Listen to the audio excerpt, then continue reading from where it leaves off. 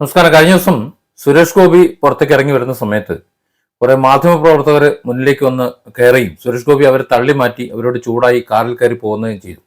എന്നാൽ പിന്നീട് മാധ്യമപ്രവർത്തകരെ കയ്യേറ്റം ചെയ്യാൻ ശ്രമിച്ചതാണ് അല്ലെങ്കിൽ കയ്യേറ്റം ചെയ്തതാണ് എന്ന മട്ടില് കുറെ വാർത്തകൾ പടച്ചിറക്കുന്നത് കണ്ടു. നമുക്ക് ആദ്യം ആ ദൃശ്യം ഒന്ന് കാണാം.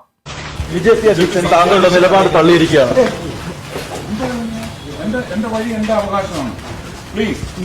ജനങ്ങൾക്ക് അറിയേണ്ട ചോദ്യങ്ങളാണ് ഞങ്ങൾ ചോദിക്കുന്നത്. തീർത്തും ഒരു പ്രകോപനവും ഇല്ലാതെയാണ് ഈ മാധ്യമപ്രവർത്തകർക്ക് നേരെ സുരേഷ് ഗോപിയുടെ കയ്യേറ്റ ശ്രമം ഉണ്ടായതെന്നുള്ളതാണ് പ്രധാനപ്പെട്ട കാര്യം. അദ്ദേഹം ഈ സ്റ്റെപ്പ് ഇറങ്ങി വരികയാണ്. നോക്കൂ, അവർ പറയുന്നത് മാധ്യമപ്രവർത്തകരെ ആക്രമിക്കാൻ ശ്രമിച്ചു എന്നാണ്. യഥാർത്ഥത്തിൽ ഇവിടെ മാധ്യമപ്രവർത്തകരാണ് എന്റെ കണ്ണിൽ പ്രതി.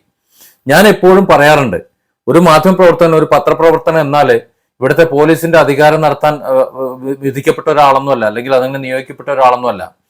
ആരുടെ അഭിപ്രായമാണോ എടുക്കേണ്ടത് അവരോട് ചെന്ന് മാന്യമായി ചോദിക്കുക, വഴി മാറി നിന്ന് ചോദിക്കുക. സാർ, താങ്കളുടെ ഒരു അഭിപ്രായം അറിയാൻ ആഗ്രഹമുണ്ട്, എന്നാൽ ചോദിക്കൂ എന്ന് പറഞ്ഞാൽ ചോദിക്കാം, അദ്ദേഹം തരുന്ന മറുപടിയും കൊണ്ട് പോരാം. അല്ലാതെ ചോദ്യം ചെയ്യാൻ വേണ്ടിയിട്ട് ഇവരാര് കോടതിയോ? ഈ പത്രപ്രവർത്തകരുടെ കോടതിയാണോ?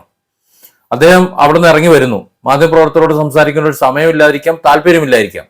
അപ്പോ ഈ കോലം തൂക്കിയിട്ട് അവിടെ നിന്നു എന്നാണ് പറയുന്നത്. ട്രൈപ്പോഡും തൂക്കി അവിടെ നിന്ന്, ട്രൈപ്പോഡും തൂക്കി എവിടെ നിന്നാലും എങ്ങനെ നിന്നാലും സൗകര്യമുണ്ടെങ്കിലേ സംസാരിക്കാൻ പറ്റുള്ളൂ. ഇപ്പൊ ഞാനൊക്കെ ഏതെങ്കിലും ഒരാളോട് അഭിപ്രായം തേടുമ്പോൾ നമ്മൾ ചോദിക്കും, സാർ താങ്കളുടെ അഭിപ്രായം അറിയാൻ ആഗ്രഹമുണ്ട്. അവർക്ക് പറയാൻ സൗകര്യം ഇല്ലെന്നുണ്ടെങ്കിൽ ഇല്ല താൻ പറഞ്ഞിട്ട് പോയാൽ മതി എന്ന് പറഞ്ഞിട്ട് കയറി നിൽക്കണമെങ്കിൽ പോടാവില്ല എന്ന് പറയും അയാൾ. ചിലപ്പോൾ രണ്ട് തരുകയും ചെയ്യും, വാങ്ങേണ്ടി വരും. അത് തന്നെയോട് സുരേഷ് ഗോപി ചെയ്തോളൂ. എന്റെ അഭിപ്രായത്തിൽ അത്രയേ ഉള്ളൂ.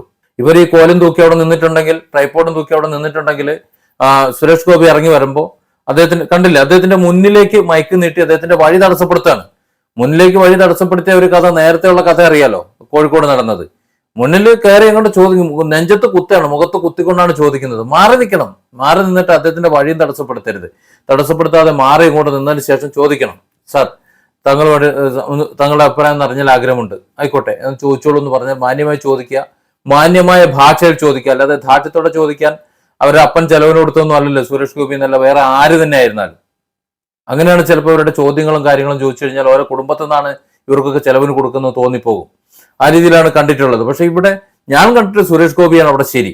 കാരണം മാധ്യമപ്രവർത്തകർ ചോദിക്കണം, അവർക്ക് അറിയാനുള്ള അവകാശമല്ല, ആഗ്രഹം ഉണ്ടാവും. പറയാൻ സൗകര്യം ഇല്ലെങ്കിലോ പറയിച്ചിട്ട് ഇവിടെ ഉള്ളുന്നുണ്ടോ? അപ്പോൾ നേരെ മുന്നോട്ട് മുഖത്ത് കുത്തുന്നു, നെഞ്ചത്ത് കുത്തുന്നു.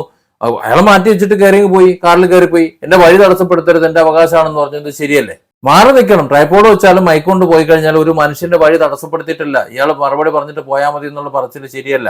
ഈ പത്രപ്രവർത്തകരുടെ ചില ചോദ്യങ്ങൾ കേട്ട് കഴിഞ്ഞാൽ കാരണക്കുറ്റിക്കിട്ട് അടിക്കാനാണ് തോന്നുന്നത്. കാര്യം ആ രീതിയിലാണ് അവരുടെ ഭാഷയും അതിന്റെ ഒരു ശൈലിയും. ഒരു സഭ്യതയുടെ ഒരു ഭാഷ ഉണ്ടല്ലോ, ഒരു മര്യാദയുടെ ഒരു ഭാഷ, ആ ഒരു ഭാഷയും സ്വരവും അവർക്കില്ല, പലയിടത്തും ഇല്ല. ചിലർക്ക് മര്യാദയ്ക്ക് സംസാരിക്കുന്നുണ്ട്. അതേസമയം ഏതെങ്കിലും ഒരു ഇരയെടുത്ത് ചെല്ലുമ്പോഴോ, ഒരു പീഡന കേസിലെ ഇരയെടുത്ത് ചെല്ലുമ്പോഴോ, അല്ലെങ്കിൽ മറ്റേതെങ്കിലും സന്ദർഭത്തിലാണെന്നുണ്ടെങ്കിൽ ഒലിപ്പിച്ച് അങ്ങോട്ട് താന്ന് സംസാരിക്കുന്നത് കേൾക്കാം. ഒരു വ്യക്തിയോട് സംസാരിക്കുമ്പോൾ മാന്യമായി സംസാരിക്കേണ്ട ഒരു സംസാര രീതിയുണ്ട്. ആ രീതിയിൽ ചോദിച്ചാൽ ആരും മറുപടി പറയും. പറയുന്നത് അവരുടെ അഭിപ്രായമാണ്. അല്ലാതെ ഈ പത്രക്കാരുടെ അഭിപ്രായം അനുസരിച്ചുള്ള അഭിപ്രായം പറയണമെന്ന് വാശിയൊന്നും പിടിക്കരുത്. അതൊന്നും നടക്കുന്ന കാര്യമൊന്നുമല്ല. ഇവിടെ സുരേഷ് ഗോപി ഇറങ്ങി വന്നപ്പോൾ മര്യാദയ്ക്ക് മാറി എന്ന് ചോദിച്ചില്ലെങ്കിൽ അത് മറുപടി പറഞ്ഞേനെ. ഇത് എല്ലാം കൂടെ നെഞ്ചും പിടിച്ചുകൊണ്ട് കൂടും കൊടുക്കാൻ കൊണ്ട് നേരെ ചാടയാണ്, മുന്നിൽ കിടന്ന് ചാടയാണ്. ആരെങ്കിലും ചാടാൻ പറഞ്ഞു, മൂപ്പർക്ക് സൗകര്യമില്ലായിരുന്നു പറയാൻ, മൂപ്പര് മാറ്റി നിർത്തി ഇങ്ങോട്ട് പോയി. അപ്പോൾ അവരുടെ ഇഷ്ടത്തിന് ചോദ്യങ്ങൾക്ക് അവർ ഇഷ്ടപ്പെടുന്ന മറുപടി പറയാത്തതുകൊണ്ട് മാധ്യമപ്രവർത്തകരെ കയ്യേറ്റം ചെയ്യാൻ ശ്രമിച്ചു. എന്നാ പിന്നെ സുരേഷ് ഗോപി കയ്യേറ്റം ചെയ്യാൻ ശ്രമിച്ചു എന്ന് പറഞ്ഞിട്ട് കേസ് കൊടുക്കണോ?